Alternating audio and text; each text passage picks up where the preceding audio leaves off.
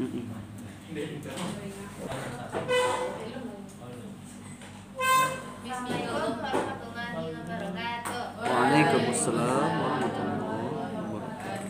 Pada kesempatan kali ini, kami akan mempresentasikan hasil diskusi kami tentang bioteknologi modern dengan anggota kelompok saya Najwa Fitira sebagai moderator, Muhammad Al-Fatir sebagai pemateri, Fakia Zani Putra sebagai pemateri, Rina Safiranela sebagai pemateri, Reza Nadira Abrar sebagai pemateri, dan Fayaza Irfiani yang berhalangan hadir pada siang hari ini.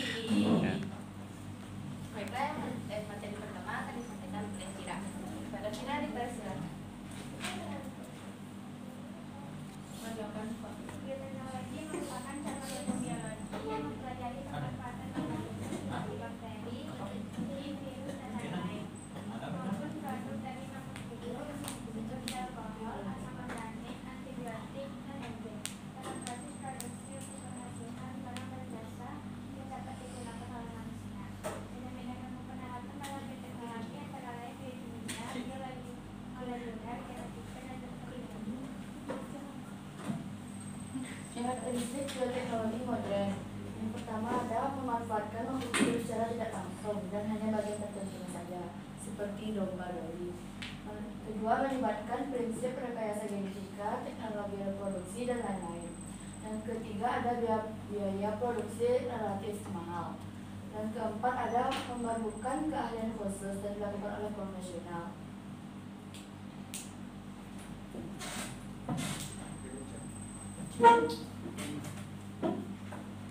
Kelebihan bioteknologi modern. Yang pertama itu perbaikan sifat genetik dilakukan secara terarah.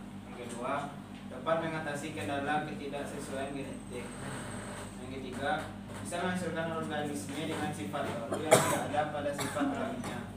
Dan yang keempat, dapat meningkatkan kualitas produk. Adapun kekurangannya yaitu kekurangan bioteknologi modern itu biaya produksi relatif lebih mahal, dua memerlukan teknologi canggih, tiga harus memperhatikan pengaruh jangka panjang yang makin ditimbulkan.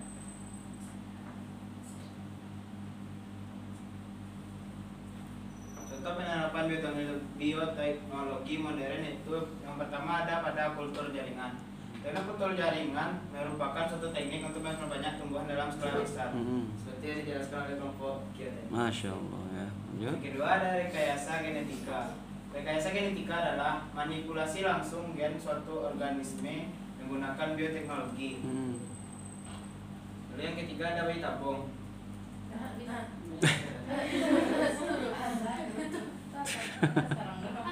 CC 3.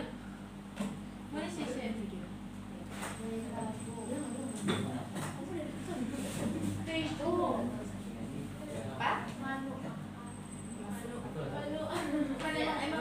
Emang manuk kayak itu ya Eca. Masa sih manuk kayak Eca? Untuk lebih jelasnya kita bisa menonton video ini. Langsung saja mari kita pelajari. Nah, pernah mendengar apa itu jagung betek? Jenis jagung ini adalah jenis jagung unggulan yang memiliki kualitas pinisol. Bahkan tanaman jagung ini tahan terhadap hama serangga.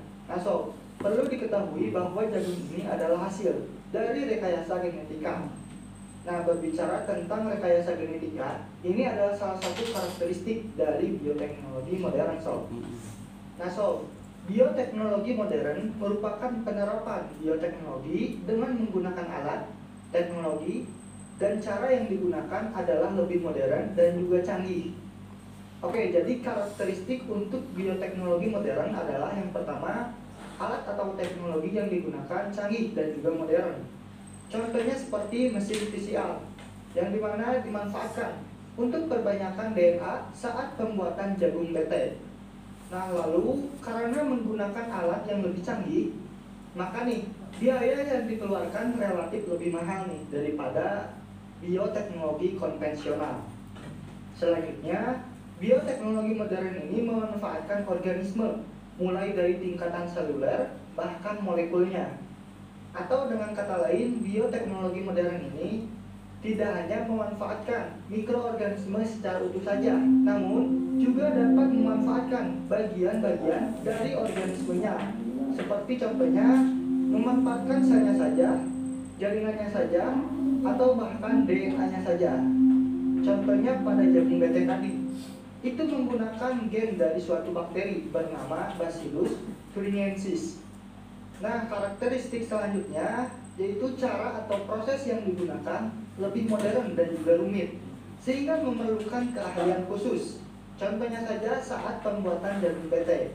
Di sini ada proses penyisipan gen, yang dimana hanya dapat dilakukan oleh orang-orang yang memiliki keahlian khusus atau profesional dengan dasar keilmuan tertentu. Kemudian, prinsip yang digunakan adalah rekayasa genetika atau dengan melibatkan teknologi reproduksi.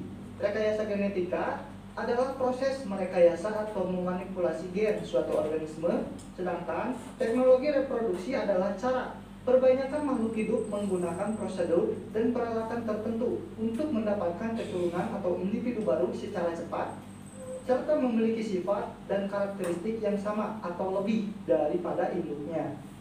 Contohnya untuk jagung bete ya, itu menggunakan prinsip rekayasa genetika. Nah, karakteristik selanjutnya pada proses biokimia dan genetiknya itu terjadi tidak secara alami. Artinya karena di sini ada modifikasi genetik atau rekayasa genetika di dalamnya. Nah, hal yang dimanipulasinya itu atau yang dimodifikasinya itu adalah gen ataupun proses breedingnya, yaitu perkawinannya ya. Nah, jadi itu ya karakteristik-karakteristik yang terdapat pada bioteknologi modern. Nah, lalu bagaimana nih dengan contoh produk dari bioteknologi modern ini? Tentunya sangat banyak ya produk dari bioteknologi modern ini.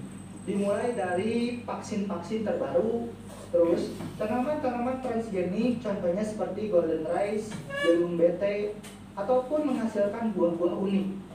Kemudian hewan-hewan transgenik, contohnya seperti glowfish ataupun ayam tanpa bulu.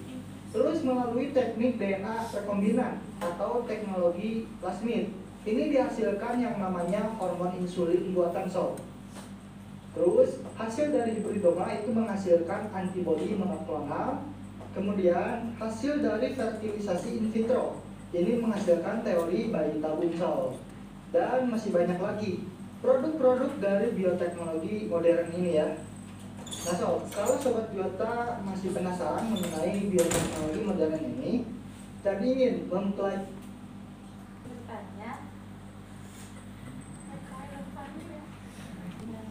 profesi apa aja? Saya perkenalkan, nama saya Caya Semila dari kelompok berapa kita nih? Nama kelompoknya. Tiga. Nama kelompoknya ya. Kelompok Sapi Herman. Kelompok Sapi Herman. Jadi saya bertanya apa profesi yang melakukan bioteknologi modern? Apa aja profesinya? Nah, ini peluang kerjanya nanti ya. Ini peluang kerjanya besok. Siapa sih yang bisa bikin ini gitu ya? Terima kasih atas pertanyaannya. Assalamualaikum warahmatullahi wabarakatuh. Waalaikumsalam. Saya Sri dari kelompok 4. Jadi saya belajar ada nggak perbedaan antara bayi yang lahir dari proses bayi tabung dengan bayi yang lahir dari proses biasa? Normal gitu ya. Nah.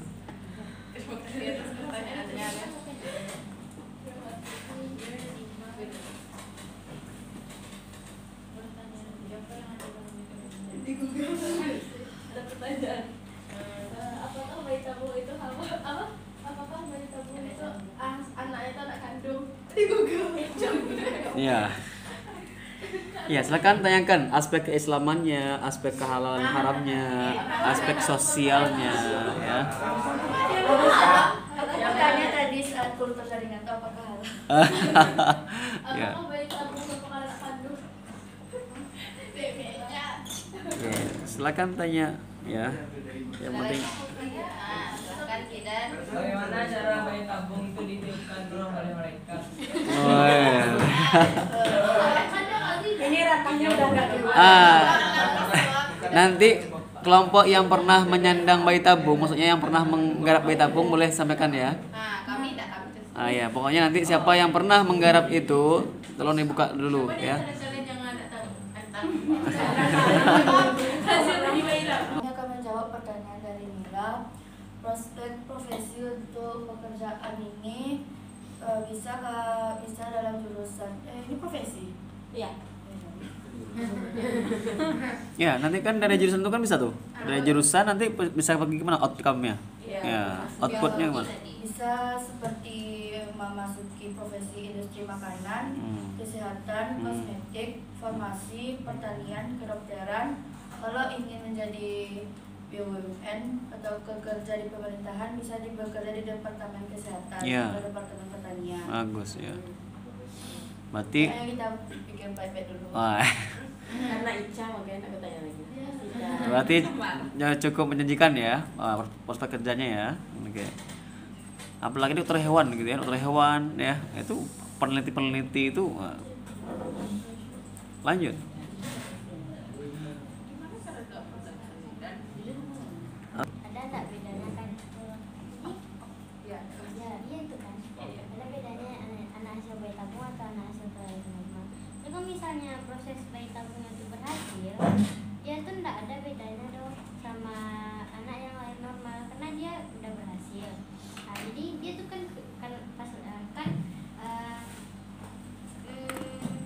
kan awalnya tuh maafnya sel telur sama sel sperma dari induk itu tuh dimasukkan ke dalam sebuah tabung gitu kan. Nah, setelah berhasil itu dibuahi, itu akan ditanam di dalam rahim induknya. Nah, nanti kalau misalnya berhasil bayi tabung ini, anaknya tuh keluar akan sama seperti bentuk anak manusia pada umumnya. Menurut info yang aku baca, Oke. Ini semakin Awanas ya. bayi tabung itu cenderung bakal lahir prematur. Ya. Dia bakal lahir lebih cepat dari yang biasanya dan itu kayak lebih membuka resiko dia ada kayak kelainan-kelainan lebih besar daripada anak biasa kayak kecil.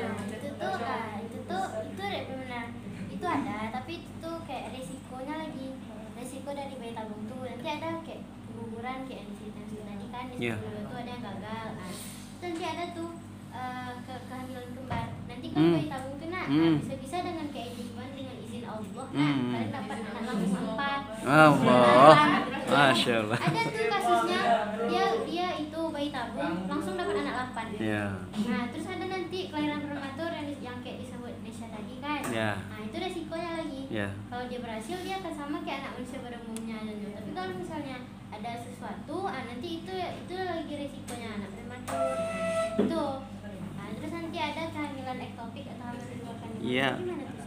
Ektopik ya bagus ya. Itu hamil apa? Masya Allah. Applause dulu ya untuk temennya Indi dan Nesria ada moderator ya. Masya Allah.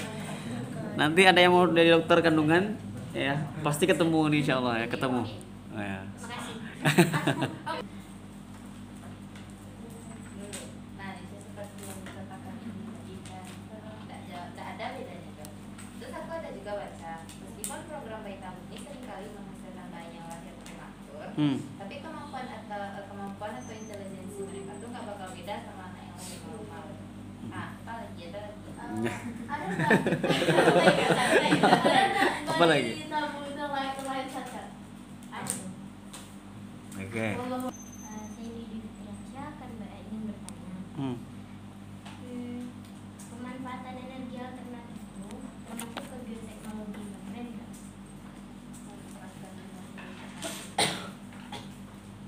Ya, pasti ada pertanyaannya nih.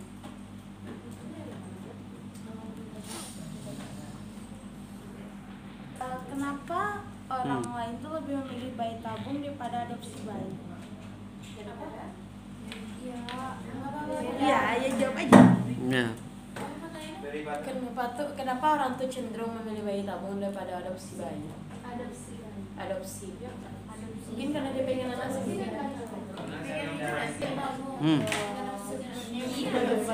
Tapi orang-orang pasti punya anak dari darah mereka sendiri. Masya Allah ya itu ya. Tapi masalahnya kalau adopsi bayi itu bukan darah lagi mereka. Nah, itu. Kayak pasti ada ingin punya anak kan itu pasti diusahakan segala sesuatu untuk bisa lahir anak dari dana diri kita sendiri. Iya. Walaupun tidak ada jalan lagi, udah nggak ada uang, mungkin kita bisa adopsi lagi. Ya ya.